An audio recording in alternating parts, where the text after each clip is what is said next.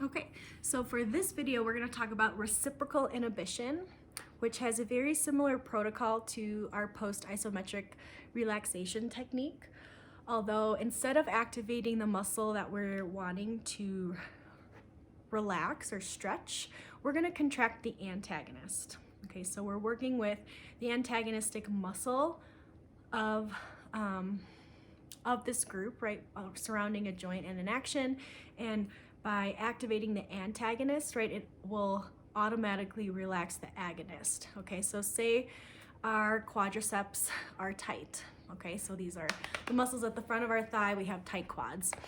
Maybe you have a quad injury, which makes it difficult to stretch that quad, right? It might make it painful to do any stretching or contracting of that muscle, but maybe it's feeling really tight and you do want to start to stretch an injured muscle. What you can do is activate its antagonist so that it forces the quadricep, that agonist, to relax. Okay, so for this example, reciprocal inhibition, okay, otherwise you can hear me call it IR, or RI, sorry, for short, so reciprocal inhibition of the quadriceps. All right, so I'm going to use this right leg now to demonstrate our reciprocal inhibition technique. So very similar, right? Our goal is to stretch the quadriceps. Okay, quads are tight, and an effective way to do that is to activate the hamstring so that it forces quadriceps to relax. Okay, so again, same protocol. We're going to assess the range of motion of our quadriceps with passive movement. So I'm going to take my client's foot right into knee flexion by assessing how much length, right, we have of those quadriceps, what kind of stretch. So pretty good range of motion. Okay, but instead of activating the quads like we did with PIR by pushing your leg into extension, we're going to now activate our hamstrings, okay, and get them to contract isometrically, which forces now our quadriceps to relax, and then we can continue to stretch them. Okay, so where you might come into problems with this, if people are really flexible in their quadriceps, right, say their foot comes all the way to their hip, right, it would be difficult to activate these hamstrings by pulling your foot and activating the hamstrings anywhere past this degree here. So you can bring the leg out and activate hamstrings in a more better position, right, with more room for activation. And if someone is also too flexible, you can also do this technique of lifting the leg and putting your own leg underneath your client's thigh to possibly stretch more of those hip flexors. And if their leg still comes to their hip, right, they probably don't need a quad stretch, right? They're probably pretty loose in that muscle group anyways. So some things that you might run into, but otherwise, right, just assessing normal range of motion, right, kind of coming to that first barrier, we're gonna back off slightly. And now we're gonna have your client activate the hamstrings. So again, demonstrate what that looks like. So Nick, you're gonna pull your leg in and push against my hand this way. Okay, so I'm seeing a little compensation here in his hips specifically, so we're gonna try that again. Go ahead and relax. And I'm gonna make this angle a little bit more greater so he has more room to activate these hamstrings. And we're gonna try to get these ones to fire specifically, right? You wanna see the hamstrings have tone and tension in them when you ask them to contract, right? Okay, so Nick, again, push and activate. Yep, there we go. So hamstrings are not activated. It's a very light isometric. We're providing some resistance here at the back of the calf.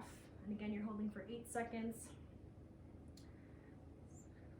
8, and relax. Okay, so again, support the leg. And again, the goal is to stretch the quadriceps. So I'm coming in to a deeper quadricep stretch now. So hopefully by activating these hamstrings, right, we've got the quads to contract. Does that feel okay in your knee, Nick? Yeah. Okay, so we're pretty close. We're getting really close to the hip here. We can, since he has pretty good range of motion on this side, right, we can try to get a little bit more in these quadriceps. So again, I'm going to come to this like second barrier now. We're just going to back off slightly and probably just a little bit more so you can contract that hamstring. So again, push into my hand So make sure that these hamstrings fire, right? Sometimes you might see their hips shift or them activating their glutes, right? You want to see most of this activation coming from the back of the thigh. And this is a very light isometric, right? So this is reinforcing the Golgi tendon response, right? Go ahead and relax. So we ask it to relax or relieve its tension. And now, right, so quads have been inhibited, and now we have even less space here between the hip and the foot. Right, so we'll end with this 30-second stretch for reciprocal inhibition of the quadriceps.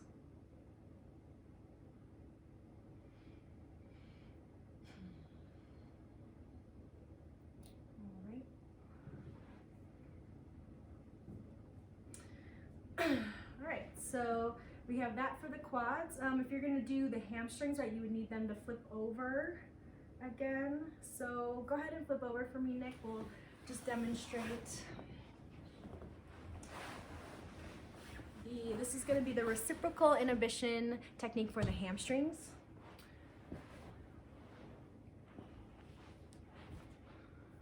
So hamstrings are our target group, right? We're gonna assess their range of motion. Right, passively, keeping that knee straight. All right, coming to the first barrier, right, and in PIR, we would have backed off slightly and contracted the hamstrings, right, by providing resistance here at the bottom, right, the back of the leg.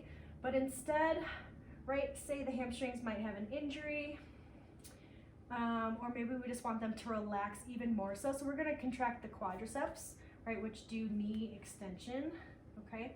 So what you can do, right, we find this first barrier, our limitation, go ahead and relax, and what you can do is now support the knee here at the back of the leg and at the foot, and then you're gonna have them extend their leg like this, okay? And so go ahead and demonstrate that movement with them. So then now they're providing an isometric up, you're providing the resistance, we're activating the quadriceps. 8 seconds, okay, relax. All right, and now we can, let's bring that knee back into extension. And let's see if we can get some more range of motion. So that's now my second barrier, right? We've got a lot of range of motion in those hamstrings. So again, we'll go back off slightly. Let's go ahead and bend the knee, support the leg, and have your client push and extend their leg, their knee. Right, so you're providing resistance at the top. Everybody see that? Okay, relax. Straighten the knee. Find your new length. Okay, now we're getting past this 90 degrees. Okay, you can back off slightly. The same thing, support the leg, provide resistance here at the foot. Go ahead and kick up. This is another technique you can use using your whole arm. Okay, so again, it's not coming from the ankle, right? It's coming from the quadriceps. Go ahead and relax. Right. And then just like the last step in the protocol, right, you're gonna find that last stretch, final stretch for 30 seconds. What you can also do is get a deeper stretch if you want to climb on the table and provide resistance down on the other leg. Okay, you can push down and get a wider, better lengthening right through the thighs by pushing down. You might also need to do that if they're compensating when you're doing PIR.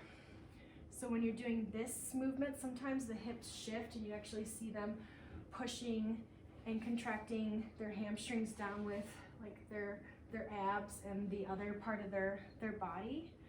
So sometimes it's helpful to get up on the table like this and provide that resistance here to stabilize their other leg so that they're not cheating or compensating when giving that isometric resistance.